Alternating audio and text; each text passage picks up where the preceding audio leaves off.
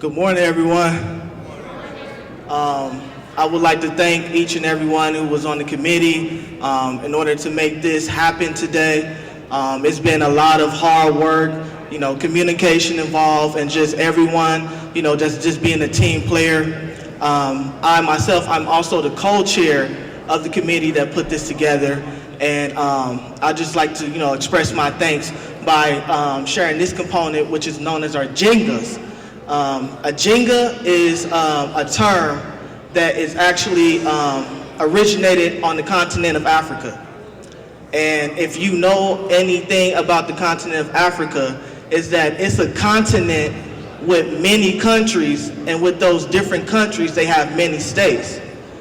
Here in America, we're a country that has states.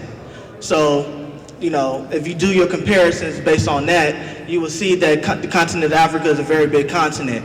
And so the term Jenga actually originated in previous ancient Ethiopia. If you know where Ethiopia is located, it's located near Egypt in Africa. And so during the ancient times, it was known as the Kingdom of Abyssinia. And in the Kingdom of Abyssinia, a Jenga was known as a warrior, a protector of culture, a protector of knowledge, someone who was going to make sure that, the legacy of what they were doing during those times was passed on to, the youth. And so I would like to actually acknowledge here in Cincinnati two individuals who will be receiving acknowledgement and recognition for their works in the community on behalf of their organizations. Hi, I'm Clint Smith, and this is Crash Course Black American History. Today, we'll be talking about the Black Women's Club movement. Women have always been central to the creation of social movements and have been able to find a unique voice for themselves in spaces that did not always want to acknowledge their power. Black women were present in so many important moments in American history. Because Black people had largely been stripped of their civil rights and did not receive the sort of protection from the state that is typically afforded to citizens, they were subjected to lynchings and other types of mob violence. Black women specifically were constantly dehumanized, threatened with rape and other forms of abuse. American culture justified this violence against Black women by portraying them as prostitutes, thieves, and just generally immoral people.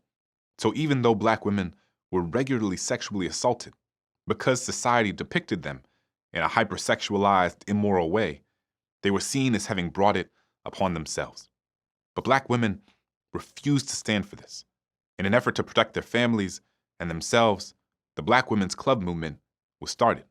It was a direct response to much of the violence and oppression that Black women were being subjected to. Though it's worth noting that this movement was, in many ways, an extension of a longer history of Black women's activism as orators, writers, abolitionists, and suffragists. When the Great Depression arrived in the 1930s, the self-help philosophies of Black women's clubs became less popular. Black Americans started turning to organizations like the NAACP or the National Urban League, groups that more directly challenged racist systems and advocated for large-scale structural change. In 1935, Mary McLeod Bethune, an educator and activist, led a portion of the National Association of Colored Women's members who did not agree with the self-help philosophy of the group to form the National Council of Negro Women. Recognizing a need for women to still advocate for themselves and their specific challenges, Bethune's new group focused on using political activism to improve the state of Black Americans and their communities. They also took an interest in international affairs, later going on to support the founding of the United Nations. Bethune also used her position as a director of the Division of Negro Affairs for President Franklin D. Roosevelt, which, according to the Smithsonian, made her the first Black woman to head a federal agency, to talk to the press about the need for Black Americans to have federal jobs and other opportunities. In fact, she was one of the main creators of the Fair Employment Practices Committee, which banned discrimination in all federal agencies and all industries engaged in wartime work. Utilizing similar strategies as the National Federation of Afro-American Women that came before them, the National Council of Negro Women also created a newspaper. It was called the Afro-American Women's Journal, and later, it was named Women United in 1949.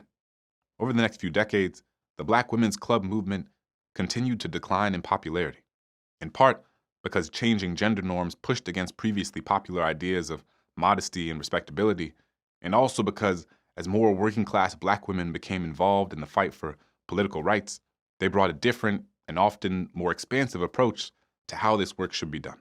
Still, some of these organizations remain active today, like the National Association of Colored Women, now known as the National Association for Colored Women's Club, Incorporated, and the National Council of Negro Women. They are both nonprofit organizations with the same goal, uniting Black women in pursuit of equality. It cannot be said enough. Black women have always been leaders at the forefront of American social movements. Our textbooks don't always include contributions that Black women have made to the fight for civil rights, but we should be absolutely clear that without their work, our country would not be where it is today. Black women's clubs were a central part of what allowed Black women to organize themselves and to come together as a community to make clear that in the fight for Black equality, Black women needed to be included. And in many ways, we continue to see the legacy of the women involved in these organizations today. If you look around at many of our contemporary civil rights efforts, many, if not most of them, are led by Black women. Ms. Gurum is the current president of the Cincinnati Federation of Colored Women's Club, which was established in 1904.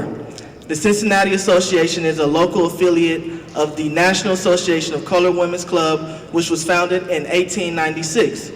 The early missions of the club women were to cultivate and educate women and children. The women would later establish daycare centers, cultural art groups for girls, essays and oratorical contests, and college scholarship awards. They also provided clothing and food for the needy families and volunteers in hospitals, hospice centers, and health fairs. In 1925, this determined group of women purchased a residence in Walnut Hills at 1010 Chapel Street, which became known as the Clubhouse. It was designed by renowned Cincinnati architect Samuel Hannaford. The home became the central headquarters for club meetings, community outreach, and events along with the social affairs. Soon after the purchase of the building, the club started the first kindergartens in Brown Chapel. The house also became temporary housing for African American families migrating from the South. The second individual I would like to acknowledge here today is Dr. Charles Dillard. Dr. Charles.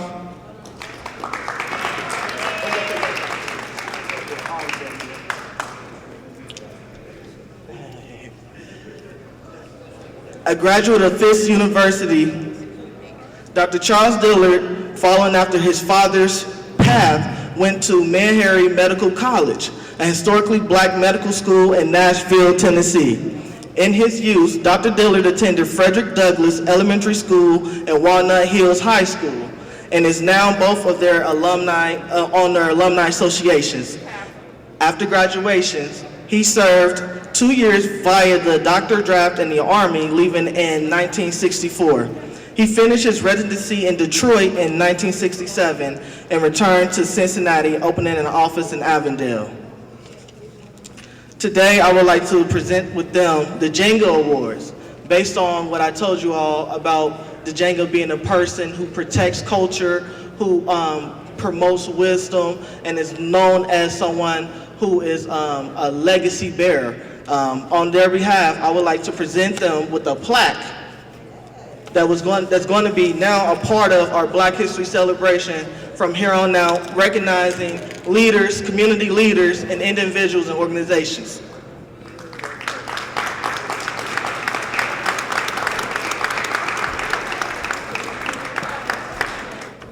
Let's give it up for them one more time. Okay, so this next part of our program is where we want to honor two of our students. If you don't know who the freedom fighters are, They're a group of people that came together to stand up for those who didn't have the courage to stand up for themselves.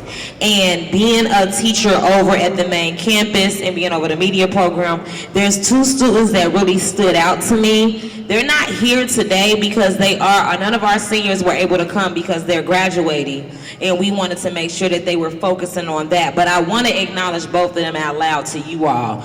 The first student is Mykela Fagan. If you know Miss Fagan does not play. She is very vocal. She is very about her business. And what I love about this student is she doesn't just about her grades and making sure she gets A's. She's been on A on roll this whole entire year, but she pulls her friends with them. So when she's studying, when she's staying after school, when she's getting help, she's making sure her friends are moving forward. And that is something that we love about her, and that's something that we honor for our freedom fighters. Our next student is Kemar Burke. Kemar Burke is, out of all the fellas over at our campus, Kemar Burke, you can't do nothing to somebody wrong in front of him and he's not gonna speak up about it. He's definitely about his grades too, and I love it because most importantly, just like Miss Fagan, if he sees one of his classmates need some assistance, he's assisting them. He's making sure, hey fellow, this is what we gotta do. It's so funny that the other day, he was literally on the phone talking his boy into coming to school because he wanna push him for graduation because he wants both of his friends to graduate with him. Those are the characteristics of freedom fighters, and those are our dime freedom fighters. So can we go ahead and give them both a round of applause? Even though they ain't here, we want them to feel this energy and keep fighting, okay?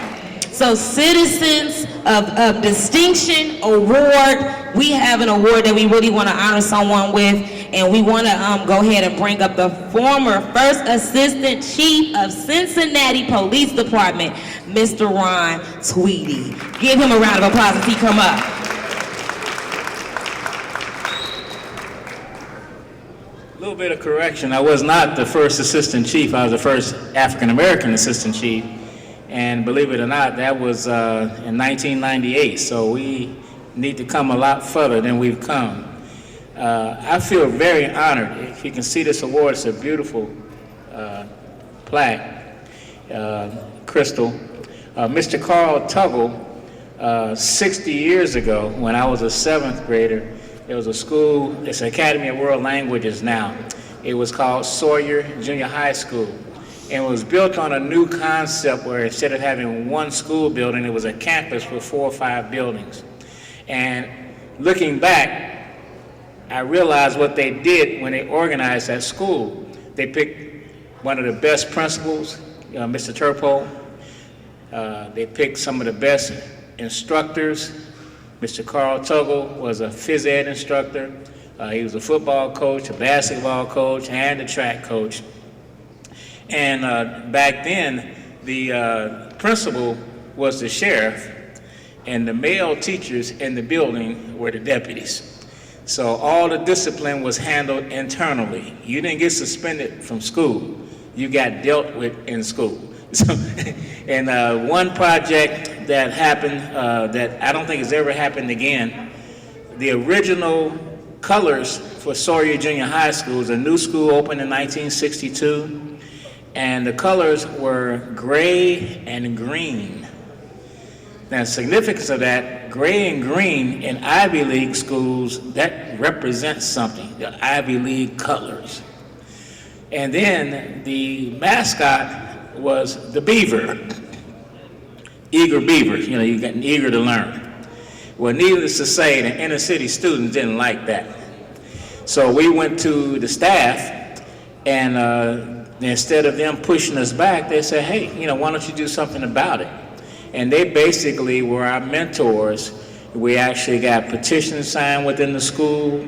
We went out in the community and got petitions signed. And I can remember one of the community leaders, Frank Allison, when I talked to him as a 7th grader, he said, the answer is money.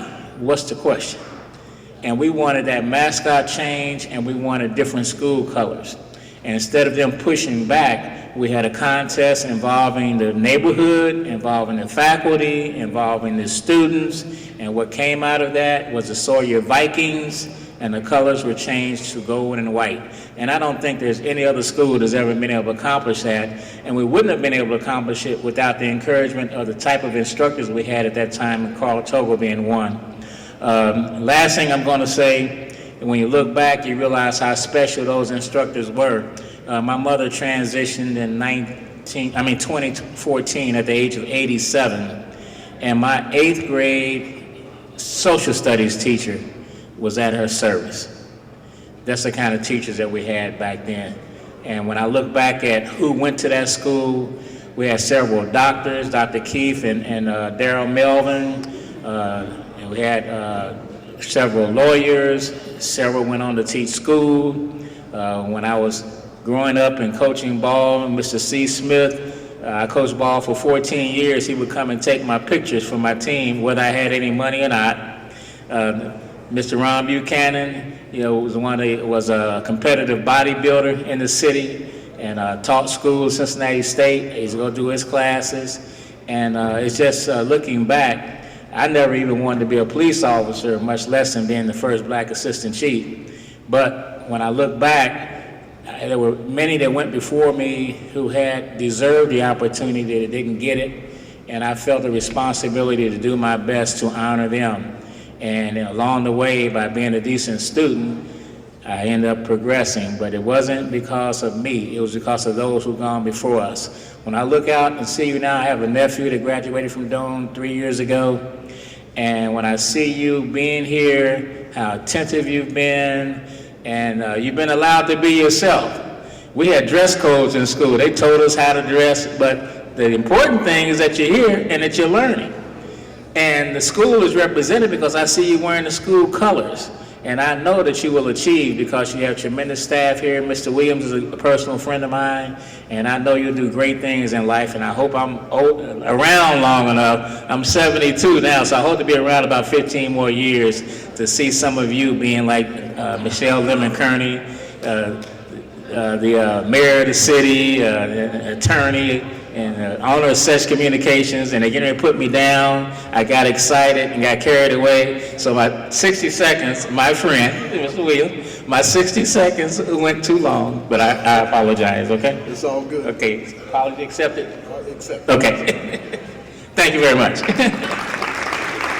And we have a video, another part of Mr. Tuggle's legacy is his commitment to our country. And he was in the Navy in 1944 during the Second World War. And he was at Port Chicago in California.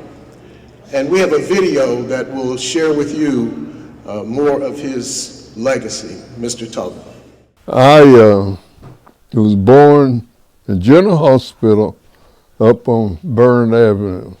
I was born and raised in Cincinnati. As soon as I graduated from high school, the next week they sent a postal card and I was inducted into the Navy.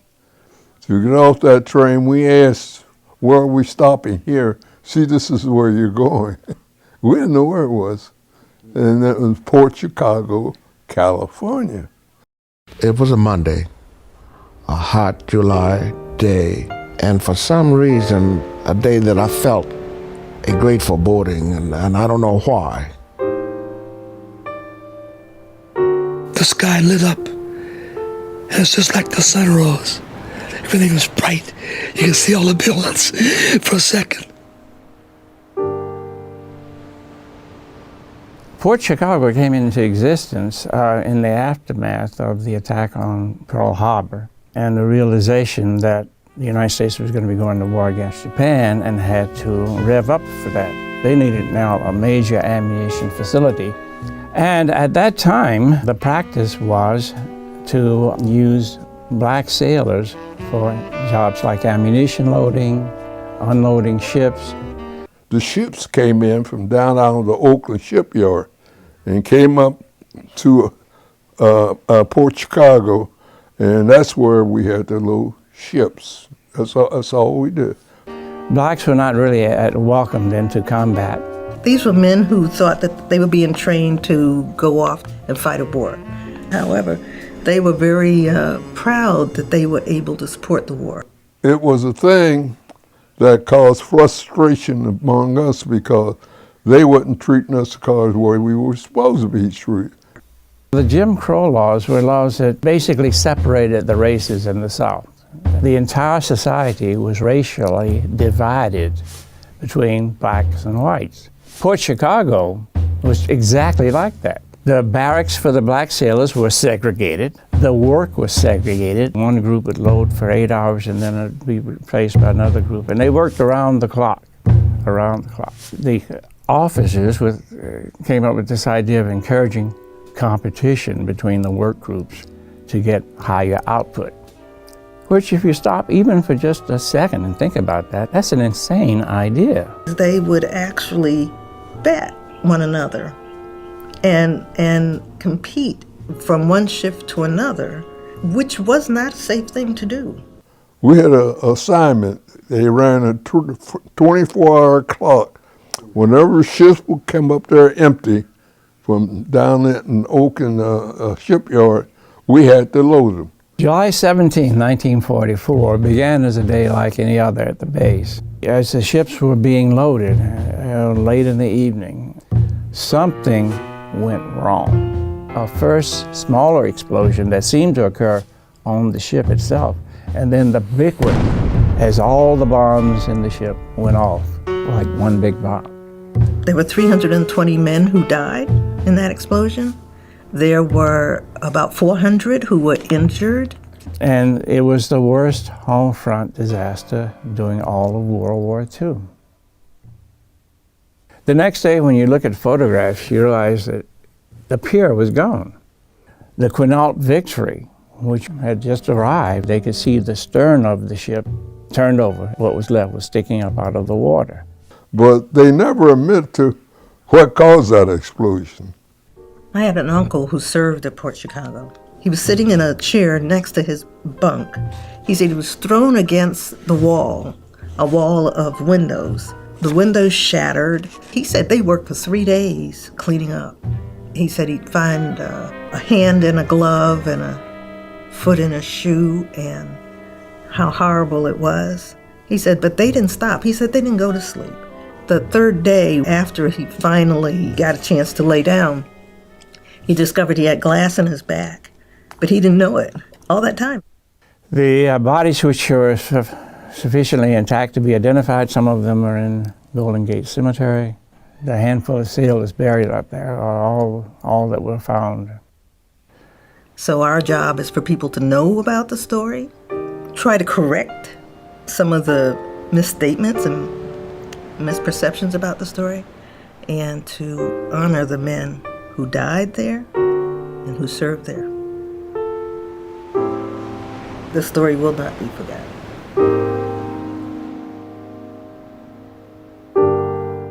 And I got thrown out my bunk. I had scars on my hand from glass, but nothing else. But the night that explosion, I jumped out my bunk. So we ran to where they had Marines who guard the place, and there was nothing there. And that's where I left, and I went to school in New York City. I went up there and I went and applied for Columbia University, and I spent 2 years there and get my master's in education. Now I got on this long-term sub with the Cincinnati Public School. I taught physical education in school, and I just moved on up from there. I was a principal up at Aikens High School. You know what that is? Can we give a round of applause to Mr. Carl Tuggle? We appreciate all his service and the great things that he's done. Moving on, we want to honor and recognize the historically black colleges and universities. I know some of you all should be thinking about college and may have questions. So I'm going to bring up Ms. Shion Gilliam, who is the program coordinator for Northwest Campus. There are a total of, present day, 107 HBCUs in the United States of America. HBCUs standing for Historical Black College and Universities. The first HBCUs were founded in Pennsylvania and Ohio before the American Civil War, with the purpose of providing Black youths with education. And this is basically because of the racial discrimination that was going on at the time. The HBCUs that were created at that time actually only concentrated on the trades and education. But as of present day, the HBCUs that we have, they do nursing, which that is, Tuskegee. So Tuskegee is a HBCU that any of us can attend for nursing. We have Meharry, which is for medicine, and then my alma mater, which is Wilberforce University, that has science and communications. And we provide scholarships Wilberforce to any University, student. which was established in 1856 by the Methodist Episcopal Church, was an institution that put in effect the university, which is actually the first private Black college in the United States. Now we bring Wilberforce University, my alma mater, to the stage, please. Hi, everybody. Okay, that was a little dry. Hey, everybody. There we go. My name is Alexis Crumpley. I am a representative from Wilberforce University. I'm actually from Cincinnati. I graduated from Taft. Yeah, I know we're the best. It's okay. So, the disrespect. Who got the trophies, though? No, it's okay. So, Wilberforce University, we are the first private HBCU owned and operated by African Americans. So, how to get into Wilberforce University? You just need a 2.0 and we will accept you. If you want any scholarships or if you're thinking about how to go to school, how you're going to pay for school, if you have a 2.5, scholarship will automatically be added onto your account. If you have a 3.8 or above, you will automatically get a full ride to Wilberforce University.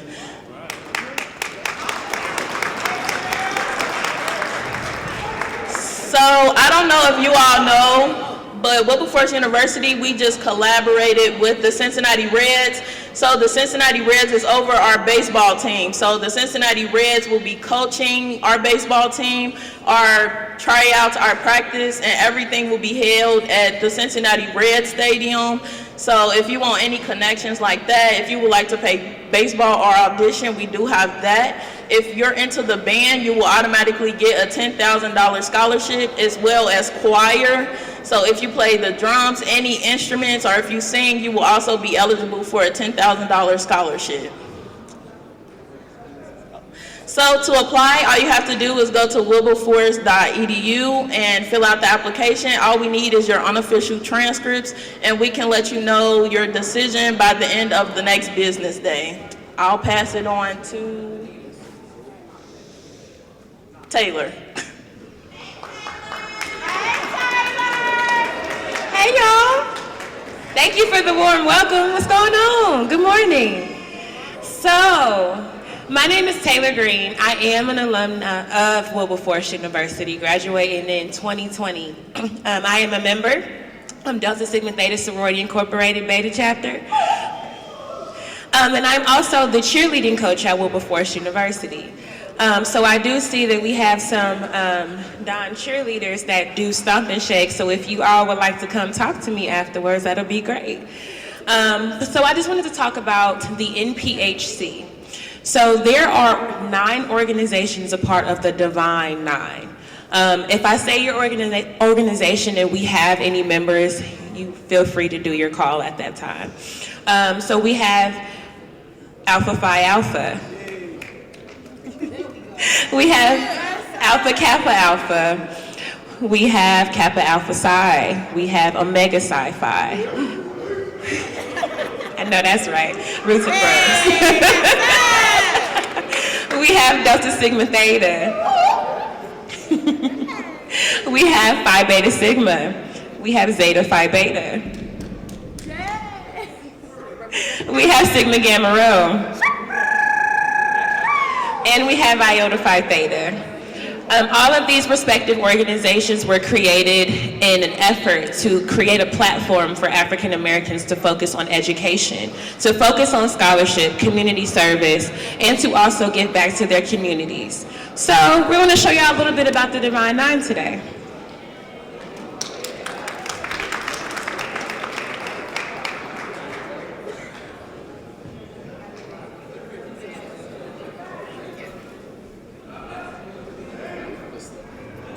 I was gonna sing y'all a song to get y'all's attention, but we ain't gonna prolong the what's going on. So HBCU, just real quick, I'm gonna just tell y'all a real quick reason why I chose to attend a historically black college university. I wanted to go because it was black people there. Y'all be surprised how you can be motivated when you around people that look like you. But sometimes it has its pros and cons, and you kind of have to make your way. And one thing about it for me is just that I felt like I grew as an individual having to work a lot harder. I did attend a PWI initially, and then I transferred to an HBCU, just to be clear. So I know a little bit of both worlds. My biggest encouragement to each of you is to do your research in regards to the school that you find interest in. Don't just go somewhere because somebody tell you to go there, but go because you actually feel like there's a connection between you and that institution. So when I say do your research, know what you're looking for. Know what you want to study. Know the organizations you want to be a part of, different things like that. My biggest encouragement is don't settle. One thing that I learned early on is do not settle. Sometimes it might take a little bit longer for you to achieve your goal because you choose not to settle, but that's not an excuse for you to settle because you want to make it quick. So just keep that in mind. But I definitely encourage black students, I'm gonna be real with you, to go to an HBCU. You get it, you get it out the mud that way. Ain't nothing given, it's earned, you feel me? So my encouragement to you guys is do your research, figure out what you want, where you wanna go. Don't let nobody tell you where to go, but go off of, follow your heart, and also see who offering you the most money too, by the way. So without further ado, we're going to do what we call stroll. Just to give y'all a little bit of a snippet of the campus life and what we do at parties, because we definitely do party, but we graduate, let's be very clear, okay? 3 points and higher, so let's just be very clear about that. But we're gonna show y'all a little something. Please do not get up and do it with us, but we appreciate y'all's encouragement. Hopefully you guys will decide one day to join the D9 and you'll get to do the same. All right, thank you.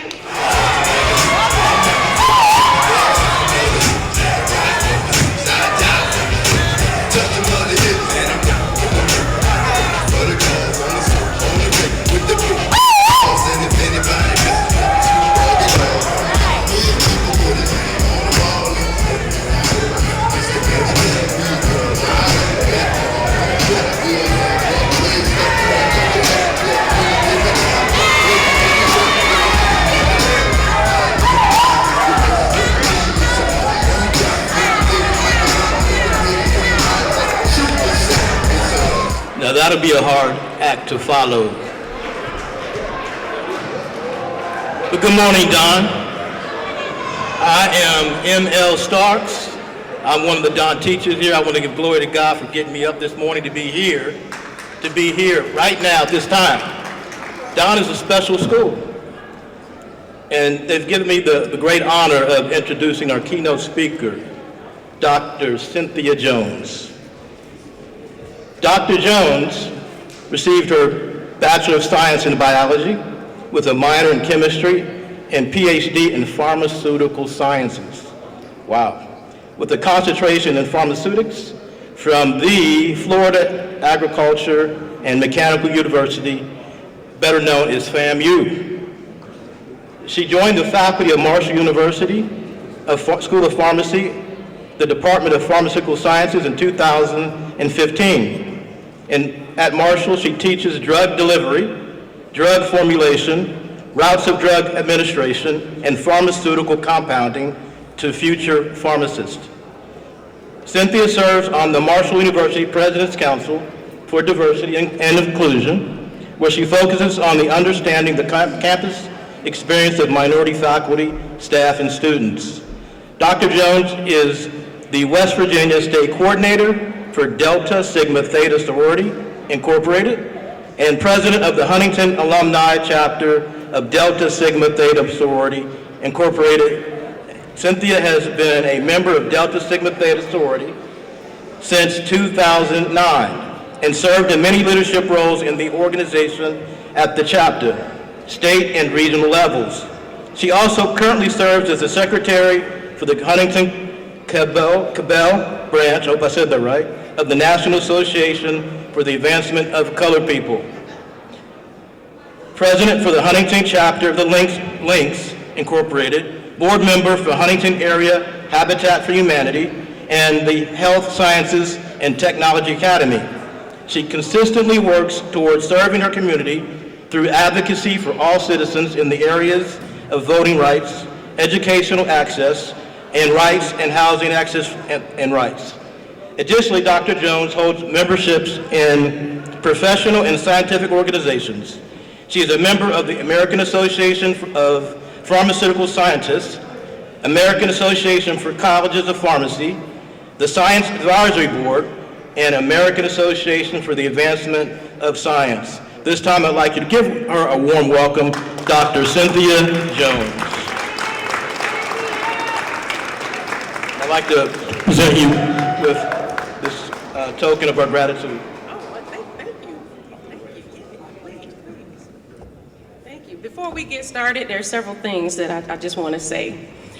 As you heard in my bio, I did graduate from the Florida Agricultural and Mechanical University, founded October 3rd, 1887, on the campus of FAMU, who is on the highest of 7 hills in the capital city of Florida. That would be Tallahassee. And all rattlers strike, and strike again. You want to know about FAMU? Go to famu.edu. You'll change your life. So I just had to throw that out there because we weren't represented today on the HBCU list, and I will always represent my HBCU. Thank you so much, Mr. Stark, for that warm introduction. Students, I know it's been a long day. Whew, and y'all are like, good Lord. Just do me a favor, give me a few minutes of your time, and I'll be done. So the theme is celebrating Black health and wellness 25 hours a day, 8 days a week, 366 days a year. In the words of 21 Savage, that's a lot. Whew. So I have just a couple stories to share with you, and I'll be done. So there was a boy born enslaved on April 5th, 1839, in a cabin behind his owner's house at 511 Prince Street in Beaufort, South Carolina. As a young enslaved teen, his owners rented him out to work in Charleston. That's right, he was rented out like you would rent a rental car or an Airbnb, or a hotel room. But he was rented out to do work. And during his time he was rented out, he learned how to actually operate a boat. He learned the local waters right around Charleston. And he was a crew member aboard a Confederate supply steamboat during a time when the Civil War started.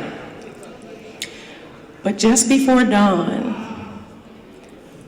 on the morning of May 13th, 1862, at the age of 23. This young man and a crew composed of fellow slaves, they took that steamboat, picked up their family members at a secret meeting place, and then they slowly navigated their way through the harbor. This young man was wearing the white ship captain's wide-brimmed straw hat, so that could kind of cover him up, hide his identity.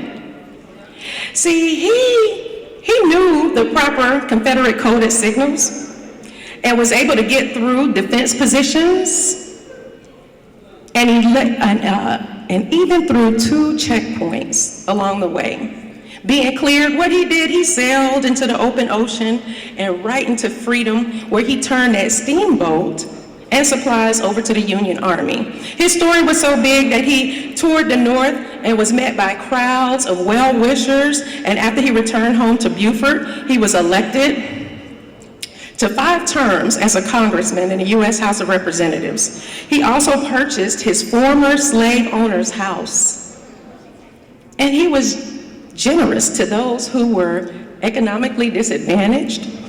He even took care, you gotta hear this, this young man even took care of his former slave master's wife until the day she passed away, right there in the same house where he was enslaved.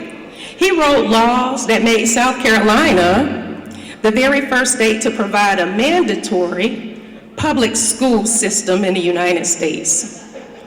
This man who was enslaved, freed himself, purchased a home where he was enslaved, elected to the United States Congress, and made it possible for all children to receive an education, was the Honorable Robert Smalls. You see, Robert Smalls had resolve. And today I want to speak to you about resolve. The word resolve has several meanings, but I want you to focus on the word resolve that means to decide firmly on a course of action. I'm going to repeat that. Resolve means to decide firmly on a course of action. In order to do this, you must believe in yourself. And they tell me at Dawn that you do believe in yourselves. You see, this is critical because this is the first step, right? And so I want you to have resolve to do 2 things. The first thing is to get to know who you truly are. It's already been stated, but you need to know that greatness is within you. The second thing is to have resolve to understand the direction in which this society is headed for health and wealth for your communities, and you need to do something about it. This nation and this world will either thrive or decline based on the actions that your generation takes, not mine. We'll be gone. We're old. So it's up to you, not me. So let's talk about having a resolve to get to know who you truly are. The mere fact that you are sitting here, it's been told to you today, should tell you that you have descended from a people of physical and mental strength, enduring faith, and a mighty determination to live. You are descendants from kings, queens, warriors, educators, physical healers, spiritual healers, builders, and great thinkers. But you've forgotten this fact. It is more vital now than ever for you to seek out your own history. Dr. Carter G. Woodson, our father of Black history, understood the importance of studying history of the African people living in America. He said the mere imparting of information is not education. Above all things, the effort must result in making a person think and do for themselves. You see, me giving you information and your teachers giving you information, that's not enough to call it an education. You must take this information, think for yourself, and do for yourself. Dr. Woodson and philosophers have long accepted that every person has 2 educators, one that is given to them and the other that they give themselves. Of the 2 kinds, the one that people give themselves is by far the most desirable. What he means is that what we are merely taught in class, this is going to seldomly cultivate your mind, and our minds are more nurtured when we seek knowledge to ourselves. And besides, they tell me at Dawn that you expect excellence. So one day, this child agreed, child's parents agreed to take him to a circus. And the boy was so fascinated at the end of the show that he decided to go to the back to see the artists and their wonderful animals. And he walked with his parents to the back of the circus, and he saw that the animals were in cages. The elephants, however, were outdoors. And this boy, he approached the elephants, and he saw that someone had chained just one of the legs to a stake in the dirt. The animal wasn't moving. And the boy, couldn't get the chained elephant out of his head. He didn't like to see the animals in cages. However, this had affected him the most was those elephants. They were free, but tied down at the same time. Although this chain was very thick, the boy could tell that the elephants could remove the stakes from the ground if they wanted to. After all, they're 5,000-pound animals. So he asked the circus trainer why these huge elephants are in place while they're just tied to a chain that they can easily break, and they make no attempt to escape or run away or at least walk around freely. The trainer told him they don't run because they are trained. The trainer explained that when they were young, we used to tie them to the exact same stake, and it was enough to hold them in place. And as they grew up and became older and stronger, we used the same chain, and the rest was done by the elephants themselves, because in their minds, they still believed that they wouldn't be able to break those chains themselves. And so they never tried to set themselves free. Then he added, those elephants are capable of lifting enormous weights. And with just one move, they can be free. But they never actually tried, because their past experience shaped their future ones. And so this story describes exactly how many African descent behave. And the reason is because their mind is simply chained. And this is called the elephant and the rope mindset, or mentality. So essentially, this means that when you control a person's thinking, you don't have to worry about their actions. Dr. Carter G. Woodson believed that those who have no record of their ancestors and what they have accomplished, they lose the inspiration to achieve the greatness that lies within them. Therefore, you must be resolved to know who you truly are. And like I said, secondly, I want you to have the resolve to understand the direction in which our society is headed, specifically for our health in our communities. And then you need to do something about it. So there was a woman a little girl born in 1831 in Delaware. Her aunt in Pennsylvania spent much of her time caring for sick neighbors. She raised her. And, about 1852, she moved to Charlestown, Massachusetts, where she worked as a nurse. And in 1860, she was admitted to the New England Female Medical College. She graduated in 1864 with an MD degree. This woman actually challenged the prejudice that prevented African Americans from pursuing careers in medicine to become the first African American woman in the United States to earn an MD degree, and the only African American woman to graduate from the New England Female Medical College. She practiced in Boston for a short while before moving to Richmond, Virginia, after the Civil War ended in 1865.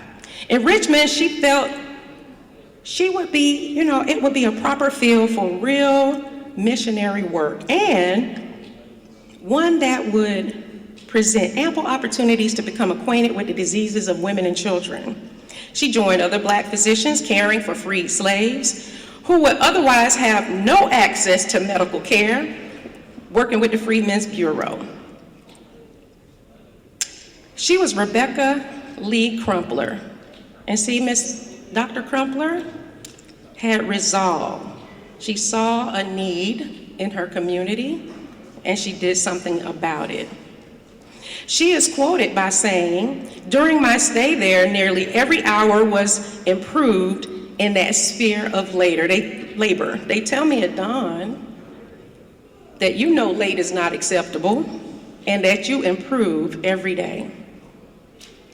Dr. Carter G. Woodson said, and I quote, "As another has well said, to handicap a student by teaching him that his black face is a curse and that his struggle to change his condition is hopeless is the worst sort of lynching." You see, he understood that knowing where our society was headed was our only way to thwart obstacles that are set up to make failure more likely than not. Dr. Woodson believed that history shows that it does not matter who is in power or what revolutionary forces take over the government. Those who have not learned to do for themselves and have to depend solely on others never obtain any more rights or privileges in the end than they had in the beginning. You are our future, Dawn. So you must decide firmly on a course of action that you're going to take to fully understand the direction in which our society is headed. And then you have to plan what you're going to do about it. This must be your resolve if you are to ever conceivably live your best life. We'll be gone, but you'll remain. Queen Amani Reynolds, she's represented on my shirt, was resolved to battle the great Roman Emperor, Caesar Augustus, to keep Rome out of Kush. For me, she was our ancient goat. How much resolve did she have? A lot. How many soldiers she had? A lot. How many battles she won? A lot. A lot, a lot, a lot. Toussaint Louverture was resolved to fight and die to free his people from the bondage of slavery, to form the Free State of Haiti. Now, that is dope. How much resolve did he have? How much resolve did he have? How many problems he had? How many people he saved? A lot, a lot, a lot. Mary Jane McLeod Bethune was resolved to start a college in Daytona Beach, Florida, to educate people of color. And my option, that was lit. That's my opinion. That was lit. How much resolve did she have? How much resolve did she have, Dawn? How much resolve did she have, Dawn? How much resolve did she have? Okay, how many doubted her drive? How many attended her school?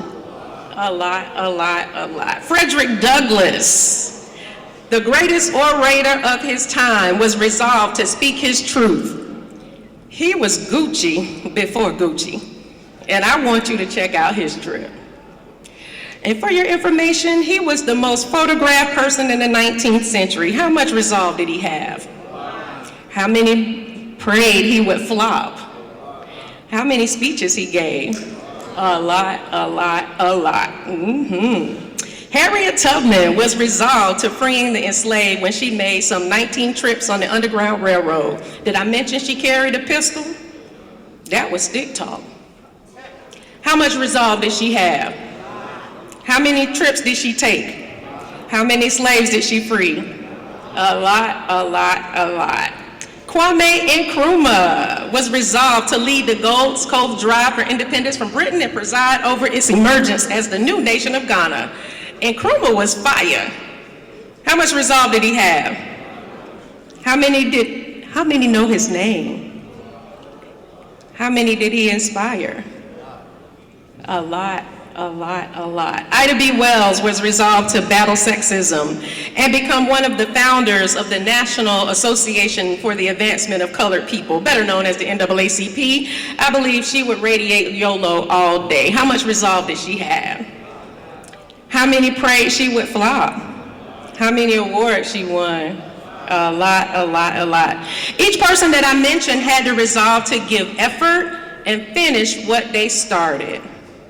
Now they tell me at Dawn that you finish what you start.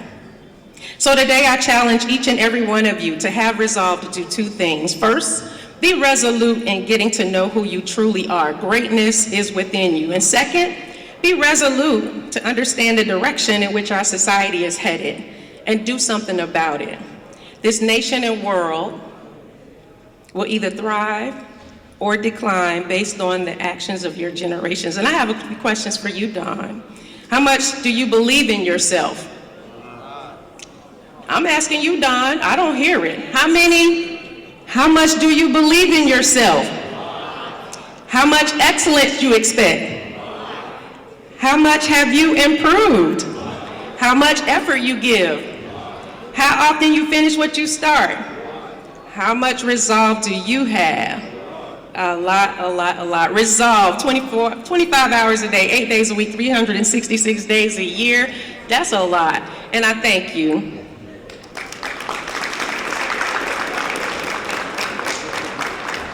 Can we give it up for our keynote speaker again? Show her some love, a lot of love, a lot of love, okay? She just want to make sure that you are motivated because we are winding down to the end of the year, we winding down to the end of the program. But what we want you to know is that all of the people that contribute to Black history, they did not have an easy journey. They experienced a lot, but they still made it through. So we just want to say thank you all so much for being a part of the program. Thank you to our guests for coming and showing your support to our babies. And we just want you all to get back to school or get home safely.